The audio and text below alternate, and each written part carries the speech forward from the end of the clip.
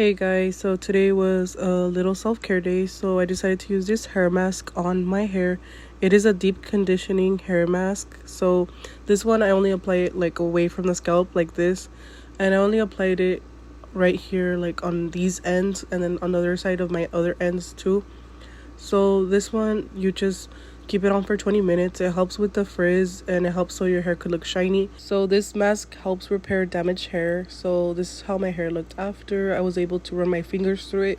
It literally felt so hydrated, so it felt so like nice. Like my hair feels really nice. It feels restored.